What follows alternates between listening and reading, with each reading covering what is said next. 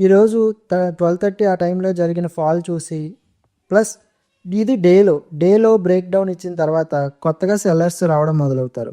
ఇంకా వాళ్ళకి ప్రాఫిట్ ఇవ్వదు. అయితే మార్కెట్ సైడ్ వేస్‌లో ఉండిపోద్ది. లేదంటే మార్కెట్ ఫాస్ట్‌గా వెళ్ళి ఆ కొత్త సెల్లర్స్‌ని రిమూవ్ చేసి పడిపోతది. లేదంటే మార్కెట్ ఇక్కడిక్కడే కన్సాలిడేషన్ అయ్యి పైనున్న స్టాప్ లాస్‌ని ఎవరైతే కొత్తగా రీటైలర్స్ ఎంటర్ అయ్యారో వాళ్ళ స్టాప్ లాస్‌ని హిట్ చేయడం కోసం పైకెళ్తది అని ఇది బ్రేక్ డౌన్ అయిన తర్వాత నేను వెయిట్ చేస్తున్నాను. ఆ తర్వాత కాసేపటికి ఇలాగ ట్రెండ్ లైన్ ఫామ్ అవ్వడంతో కరెక్ట్‌గా ఈ రెడ్ క్యాండిల్స్ వస్తున్నప్పుడే నేను కాల్ బై చేయడం జరిగింది.